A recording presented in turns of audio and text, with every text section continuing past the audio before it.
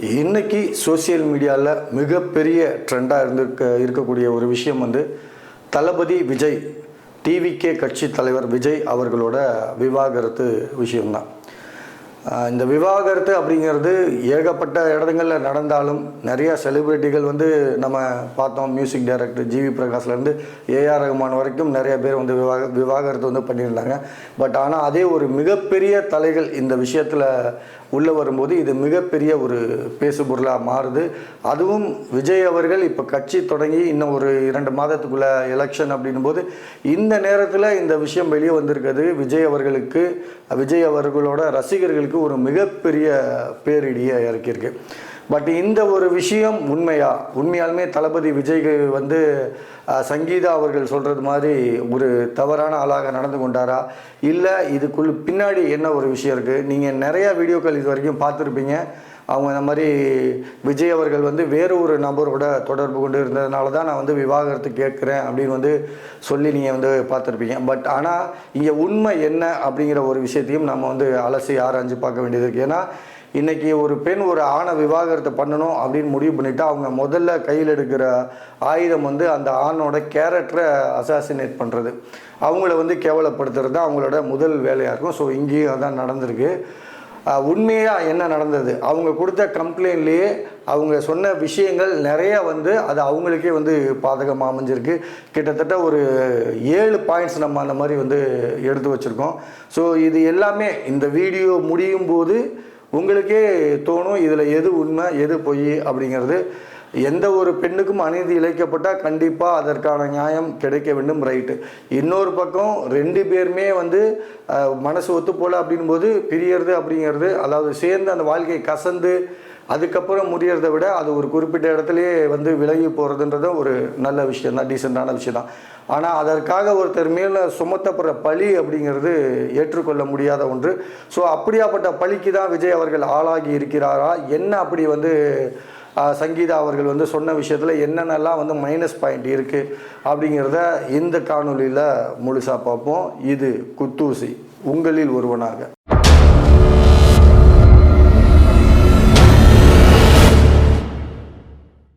இப்போ நம்ம முதல் பாயிண்ட்டை பார்ப்போம். இவங்க வந்து இப்போ வந்து எனக்கு டிவோர்ஸ் வேணும் அப்படின்னு வந்து கேட்டிருக்காங்க. அதுக்கு அவங்க சொன்ன காரணம் வந்து பார்த்திங்கன்னா, அவர் வேறொரு நபரோடு ஒரு நடிகையோடு திருமணத்தை மீறிய உறவில் இருக்கிறார் அப்படின்னு வந்து சொல்லியிருக்காங்க. எனக்கு என்ன புரியல அப்படின்னா, அவரே ஆல்ரெடி நீங்கள் வேணான்னு முடிவு பண்ணி இன்னொருத்தரோடு இருக்கார் அப்படிங்கும்போது நீங்கள் 2 பேரும் பேசியிருந்தாலே நீங்கள் பிரியறதுக்கான மியூச்சுவல் டிவைஸ் அப்படின்னு ஒரு விஷயத்துக்கு நீங்கள் போயிருக்கலாம்.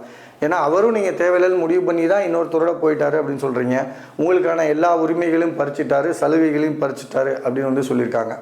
ஸோ அப்படி இருக்கும்போது இவங்களும் அவங்க வேணான்னு முடிவு பண்ணுறாங்க, அவரும் இவங்க வேணான்னு இன்னொரு நடிகையோட இருக்கார் அப்படின் போது நீங்களே டிவோர்ஸ் கொடுக்க முன் வரீங்க அப்படின்னு தெரியும் போது அவர் மியூச்சுவல் டிவோர்ஸ் ஈஸியாக அப்ளை பண்ணிட்டு போயிருக்கலாமே. இந்த விஷயமே வெளியே தெரியாமல் எப்படி இந்த 4 வருடமாக அமைதியாக இருந்ததோ அதே மாதிரி மியூச்சுவல் டிவோர்ஸ் போட்டுட்டு நீங்கள் 2 பேரும் பிரிஞ்சு போயிருக்கலாமே. அவருக்கும் நீங்கள் வேணாம், நீங்கள் உங்களுக்கும் சங்கீதா அவர்களுக்கும் அவங்க வேணாம் அப்படின்னும் போது இதை வந்து ஒரு பக்கமாக இருந்து இப்படி ஒரு அலிகேஷன் வச்சு டிவோர்ஸ் கேட்க வேண்டிய அவசியம் என்ன? 2வது விஷயம், நான் அந்த நடிகை பேரை சொல்ல விரும்பலை, நான் வந்து ரொம்ப டீசெண்டாக நடந்துக்கிறேன் அப்படிங்கிற மாதிரி அவங்க வந்து சொல்லியிருக்காங்க. இதனால் எல்லாத்துக்கும் வந்து மன உளைச்சல் ஆகும், தேவையில்லாத பிரச்சனைகள் வரும், அதனால் நான் அந்த நடிகையின் பேரை வந்து நான் சொல்ல விரும்பலை அப்படிங்கிற மாதிரி சொல்லியிருக்காங்க. ஆனால் எனக்கு என்ன புரியல அப்படின்னா, டிவோர்ஸ் அப்படின்னு ஒரு கோர்ட்டுக்கு போகும்போது அங்கே ஒரு சரியான ஆதாரம் இல்லாமல் அவங்க வந்து உடனே வந்து டிவோர்ஸ் கொடுத்துட மாட்டாங்க. என்ன நடந்துச்சு அப்படிங்கிறத எக்ஸாக்டாக அவங்க தெரிஞ்சுக்கணும்னு நினைப்பாங்க. அதற்கான ஆதாரத்தையும் அவங்க வந்து கேட்பாங்க. இல்லை என் கணவர் வந்து ஒருத்தரோட தப்பாக இருந்தார் அப்படின்னு வாய்மொழியாக சொன்னால் உடனே வந்து டிவோர்ஸ் கொடுத்துட மாட்டாங்க. அதற்கான ஆதாரங்கள் வந்து கண்டிப்பாக அங்கே சப்மிட் பண்ணணும். அப்படி இருக்கும்போது நீங்கள் இங்கே சொல்லலை அப்படின்னாலும் விசாரணைக்கு வரும்போது கண்டிப்பாக நீங்கள் அவங்க பேரை அப்போ சொல்லி தானே ஆகணும். என்னைக்காக இருந்தாலும் அவங்க பேர் வெளியே தான் வரப்போகுது அப்படின்னும் போது இப்போயே அதை சொல்லியிருக்கலாமே. ஸோ இந்த இடத்துல தான் டீசெண்டாக நடந்துக்கிறதா காட்டிக்கணும் அப்படிங்கிறதுக்காகவே இந்த ஒரு விஷயத்தை வந்து நான் நடிகையின் பேரை குறிப்பிடலை அப்படின்னு வந்து சொல்லியிருக்காங்க. தாராளமாக குறிப்பிட்டிருக்கலாம். ஏங்க உங்களுக்கு இவ்வளோ ஒரு அநீதி வந்து இழைக்கப்பட்டிருக்கு, நீங்கள் இவ்வளோ தூரம் பாதிக்கப்பட்டீங்க அப்படின்னும் போது உங்கள் வாழ்க்கையை பாதிச்சிருச்சும் போது அதுக்கு காரணமானவங்கள நீங்கள் வெட்ட வெளிச்சத்துக்கு கொண்டுட்டு வரணும். அப்போ தான் வந்து மீண்டும் இதுபோல் வேறு தவறு எங்கேயும் நடக்காது. அப்படி இருக்கும்போது நீங்கள் வந்து ஏன் அந்த பேரை வந்து குறிப்பிடலை அப்படிங்கிறது இங்கே ஒரு மிகப்பெரிய கேள்வி. ஏன்னா எப்படி ஆனாலும் நீங்கள் அந்த பேரை கோர்ட்டில் சொல்லி தானே ஆகணும், ஆதாரத்தை கொடுத்து தானே ஆகணும், அப்போ வெளியே வராதா? இது இரண்டாவது விஷயம். அடுத்தது வந்து மூன்றாவதாக குழந்தைகளை வந்து சேர்த்துருக்காங்க. குழந்தைகளுக்கு வந்து என் குழந்தைகளுக்கெல்லாம் வந்து ரொம்ப அவமானமாக இருக்குது இது அப்படின்னு. ஏன்னா நமக்கு இந்த ஒரு விஷயம் வந்து புரியலை. ஏன்னா கிட்டத்தட்ட விஜய் அவர்கள் குழந்தைய தெரியும், பையன் வந்து இன்றைக்கி கிட்டத்தட்ட டைரக்டர் ஆகிட்டார். அப்படிங்கும்போது நல்லா வளர்ந்த குழந்தைகள். ரெண்டாவது அவங்க கிராமத்தில் இருந்த குழந்தைகள் இல்லை, முழுக்க வெளிநாடுகள்லேயும் சிட்டிக்கள்லேயும் வளர்ந்த குழந்தைகளுக்கு டிவோர்ஸ் அப்படிங்கிறது ஒரு பெரிய விஷயமே கிடையாது. அவங்க இதெல்லாம் நிறையாவே பார்த்துருப்பாங்க. அவங்க அந்த மாதிரி ஒரு சமூகத்தில் நிறையா வாழ்ந்துருக்காங்க. அதுவும் இல்லாமல் இங்கே நம்ம பார்க்குற மாதிரி தெருவில் சண்டை போட்டுக்கிட்டோ இல்லை வேற எப்படியோ வந்து இங்கே நீங்கள் டிவோர்ஸ்ன்னு போகல. அப்படி இருக்கும்போது அவங்களுக்கு வந்து எப்படி அவமானம் அப்படிங்கிறத நீங்கள் எப்படி சொல்கிறீங்க? ஏன்னா இன்றைக்கி இப்படி ஒரு விஷயம் நடக்க போகுதுன்றதே இன்றைக்கி சோஷியல் மீடியாவில் உங்களோட விவாகரத்து நோட்டீஸ் வெளியே வந்ததுக்கப்புறம்தான் இவ்வளோ விஷயமே வெளியே தெரியுது. அப்படி இருக்கும்போது இதுக்கு முன்னாடி அது யாருக்குமே தெரிஞ்சிருக்க வாய்ப்பு இல்லை. மேபி உங்கள் சூழலில் இருக்கக்கூடிய ரொம்ப முக்கியமானவங்களுக்கு வேணால் தெரிஞ்சிருக்கலாம். அப்படி இருக்கும்போது வெளியே யாருக்குமே தெரியல அப்படிங்கும்போது உங்கள் குழந்தைகள் யாருக்கிட்ட அவமானப்பட்டாங்க அப்படின்ற ஒரு கேள்வி இருக்குல்ல. யாருக்குமே ஒரு தெரியாத விஷயம் எப்படி உங்கள் குழந்தைகளை வந்து அவமானப்படுத்துச்சு அப்படின்னு வந்து சொல்கிறீங்க. ஸோ இது வந்து ஒரு அனுதாபத்தை சம்பாதிக்கிறது. பெண்கள் வந்து ஒரு கேஸ் போடுறோம் அப்படின்னா நம்மன்றதோட குழந்தைங்க, ஐயோ குழந்தைங்க பாவம் அப்படின்னும் போது அங்கே ஒரு சிம்பத்தி கிரியேட் ஆகும். அது இன்னும் ஒர்க் அவுட் ஆகும் அப்படின்னு வந்து நினச்சிருக்காங்க.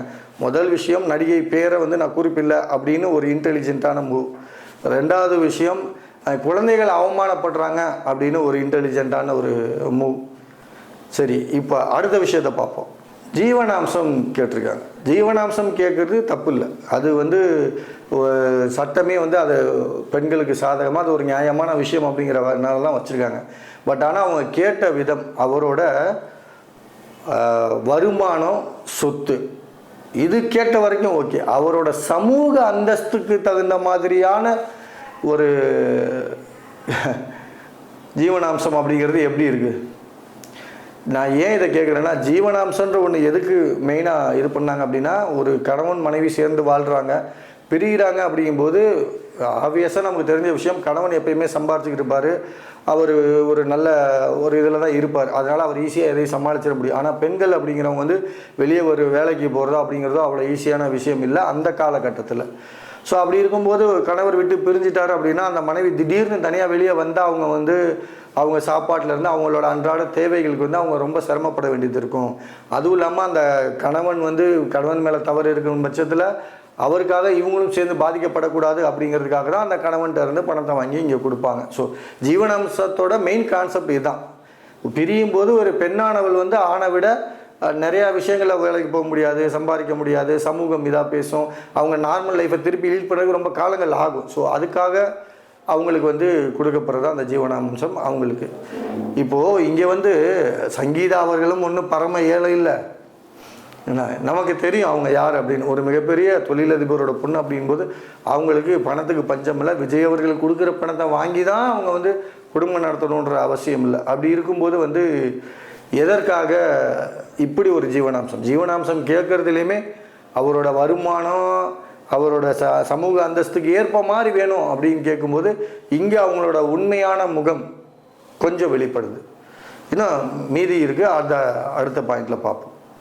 அடுத்ததாக அஞ்சாவதாக ஒரு விஷயம் நம்ம யோசிக்க வேண்டியது இருக்குது. இப்போது இவங்க சொல்கிற விஷயம் கிட்டத்தட்ட யார் நம்ம எல்லாத்துக்கும் தெரியும். இதில் மறைக்கிறதுக்கு என்ன இருக்குது? திரிஷா அவர்கள், ஏன்னா அவங்க தான் அதிகமாக ஃபோட்டோலாம் போட்டாங்க, அவங்க ட்ராவல் பண்ணுறதெல்லாம் நம்ம வந்து பார்த்துருக்கோம். சரி, இவங்க சொல்கிற மாதிரி அவங்க ரெண்டு பேரும் தவறான ஒரு ரிலேஷன்ஷிப்பில் இருக்காங்க அப்படின்ற பட்சத்தில் அதை அவங்க மறைக்க தானே முயற்சி பண்ணுவாங்க. நான் பாருங்கள் விஜயோட போயிருக்கேன் அப்படின்னு எங்கள் அப்பன் குதிரைக்குள்ளே இல்லைன்னா அவங்களே ஃபோட்டோ எடுத்து பப்ளிக்காக போடுவாங்களா? ஒரு தவறான ரிலேஷன்ஷிப்பில் இருக்காங்க அப்படின்னா அவங்க அதை எப்படி வந்து மறைச்சி கம்கமாக வாழலான்னு தான் பார்ப்பாங்க, எப்படி ஓப்பன் அப் பண்ண மாட்டாங்க. அது அவங்களுக்கு வந்து சங்கடத்தை கொடுக்கணும், அவங்களுக்கே தெரியுமே, ஏன்னா அவங்க சாதாரணமான ஆள் கிடையாது. அப்படி இருக்கும்போது அது அவங்க லைஃப்பை பார்த்திங்கன்னா அவங்க ரெண்டு பேர்த்துக்குமே நல்லா தெரியும். ஸோ அப்படி இருக்கும்போது எப்படி வந்து அதை வந்து பப்ளிக் ஆக்குவாங்க? யோசிக்கணும்ல. சரி, இப்போ அடுத்த விஷயத்துக்கு வரும். இவங்க வந்து விஜய் அவர்கள் தவறாக இருக்கிறத 2021 வந்து நான் வந்து கண்டுபிடிச்சிட்டேன் அவரை வந்து நான் கண்டித்தேன், அவர் கேட்கல, அதனால தான் நான் வந்து விவாகரத்து பண்ணுறேன் அப்படின்னு சொல்கிறாங்க. 2021 கண்டித்தேன் அப்படின்னு வந்து சொல்கிறாங்க. அதுக்கப்புறம் நமக்கு தெரிஞ்ச அவர் கூட அவங்க விஜய் அவர்களோட கூட அவங்க இருந்த மாதிரி தெரியல. அப்படி இருக்கும்போது 2022, 23 அந்த வருடங்கள்லேயே வந்து இவங்க வந்து கோர்ட்டுக்கு போயிருக்கலாம். ஒரு 2 மாதத்துக்கு முன்னாடி கூட போயிருக்கலாம், லாஸ்ட் இயர் போயிருக்கலாம். இப்படி இவ்வளோ வருஷங்கள் இருந்தும் ஏன் அவங்க அதை வந்து செய்யலை அப்படிங்கிறது கண்டிப்பாக எல்லாத்துக்கும், எனக்கு மட்டும் இல்லை, இது நம்ம வீடியோவில் இல்லை, இதை பேசின அத்தனை பேர்த்துக்கும் இந்த ஒரு சந்தேகம் இருக்குது. ஏன் இவங்க 2021 தெரிஞ்சுன்னா அப்பயே என்னதுன்னு பேசி இவங்க அடுத்த கட்டத்துக்கு போயிருக்கலாமே அப்படின்னு வந்து இருக்குது. சரி, ஒருவேளை அவர் திருந்துறாரான்னு பார்க்கலாம், அதுக்காக நான் வெயிட் பண்ணேன் அப்படின்னு சொன்னாலும் ஏதோ ஒரு வருஷம் 2 வருஷன்றது ஓகே. கிட்டத்தட்ட 4 ஆண்டுகளை தாண்ட போது, அதுவும் இல்லாமல் இன்னும் 2 மாதம் கழித்து போட்டிருக்கலாம், இல்லை 2 மாதத்துக்கு முன்னாடி போட்டிருக்கலாம். அதை விட்டுட்டு இந்த நேரத்தில் குறிப்பாக இப்போ போட வேண்டிய காரணம் என்ன? இந்த பெண்களுக்குன்னு ஒரு ஈகோ ஒன்று இருக்கும். இது பெண்களுக்குன்னு இல்லை, அதாவது பொதுவாக ஒரு 2 பேர்த்துக்கு வந்து சண்டை வந்துருச்சு அப்படின்னா அவங்க ஈகோவை காட்டணும் அப்படின்னு முடிவு பண்ணிட்டாங்கன்னா அந்த நேரம் பார்த்து காத்திருப்பாங்க. இவங்க இதை வந்து ஒரு 4 வருஷத்துக்கு முன்னாடியே இதை டிவோர்ஸ் அப்ளை பண்ணியிருந்தாங்கன்னா இது ஒரு சாதாரணமான மேட்டர், ஒரு வாரத்தில் இது வந்து கடந்து போயிருக்கும். ஒரு நாள் ரொம்ப சிவியராக இருந்திருக்கும், அடுத்த ஒரு 5-6 நாள் இந்த விஷயம் காணாமல் போயிருக்கும். விஜய் அவர்கள் அடுத்த வேலையை பார்த்து போய் நகர்ந்துருப்பார். இன்றைக்கி வந்து அவரோட அரசியல்களத்தை நோக்கி அவர் போயிட்டுருப்பார். இவங்க காத்திருக்காங்க ஒரு சரியான நேரம் பார்த்து, நீ வந்து என்னை இது பண்ணிடல, உன்னை நான் என்ன பண்ணுறேன் பாரு, எப்படி வந்து உன்னை நீ எதற்காக ஆசைப்பட்டியோ அதை இறக்கி விடாமல் உன்னை எந்த இடத்துல எப்போ அடிக்கணும்னு எனக்கு தெரியும், நான் வந்து அந்த நேரத்தில் பண்ணுற மாதிரி அப்படி காத்திருந்து கரெக்டாக இன்றைக்கி அவர் எவ்வளோ ஒரு பீக்கில் போயிட்டுருக்காரு நமக்கு தெரியும். அதுவும் இல்லாமல் இந்த டைமில் இந்த கரூர் இஷ்யூலேருந்து நிறையா விஷயங்கள் நிறையா ஃபேஸ் பண்ணி இருக்கக்கூடிய இந்த நேரத்தில் தானும் சேர்ந்து அவரை வந்து ஒரு மிகப்பெரிய ஒரு பழி வாங்குகிற செயலாக தான் இது இருக்குது. அதாவது அவங்க பாதிக்கப்பட்டிருக்காங்க அப்படின்னே வச்சுக்கோமே, உங்களுக்கு பிடிக்கல, நீங்கள் விலக போகிறீங்க அப்படின்னும் போது அதை வந்து ரொம்ப டீசெண்டாக முன்னாடியே பண்ணியிருக்கலாம். அவர் வழியே அவர் பார்த்துட்டு போக போகிறாரு, உங்கள் வழியே நீங்கள் பார்த்துட்டு போக போகிறீங்க. இது நியாயமான விஷயம் தான், ஏன்னா பிடிக்காமல் குடும்பம் நடத்த முடியாது. ஸோ நீங்கள் விலகணும்னு முடிவு பண்ணிட்டீங்க, அதை சரியாக இந்த நேரத்தில் நீங்கள் வந்து ஒரு மிகப்பெரிய ஆயுதமாக அதை வந்து பயன்படுத்துகிறீங்க அவரை வீழ்த்துறதுக்கு. அப்படிங்கிறது தான் வந்து இங்கே மிகப்பெரிய ஒரு விஷயமாக புரிஞ்சு கொள்ளப்படுது.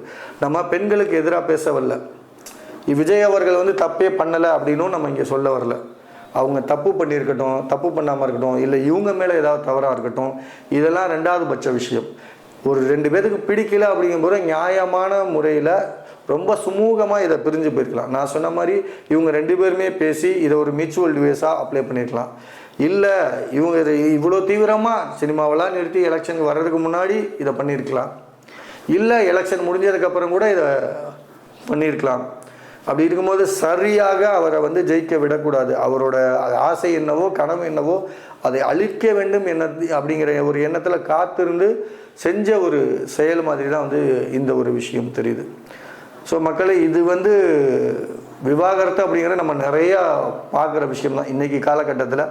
நான் அதை ஒரு வகையில் சரின்னு கூட சொல்லுவேன். ஏன்னா மனம் கசந்து ஒன்றா வாழ்கிறேன்னு வாழ்ந்து அவங்களுக்காக இவங்களுக்காக அவங்களும் வந்து சந்தோஷத்தை இழந்து வாழ்கிற வாழ்க்கை இல்லை. வாழ்க்கை அப்படிங்கிறது சந்தோஷமாக வாழ்றதுக்கு தான். அதை பிடிக்கல அப்படின்னும் போது ஒதுங்கி போகிறது மிகப்பெரிய நல்லது. ஆனால் அதற்காக ஒரு பழிவாங்கும் படலத்தை கையில் எடுக்கிறது அப்படிங்கிறது நல்லதில்லை அப்படிங்கிறதா என்னோட தனிப்பட்ட கருத்து.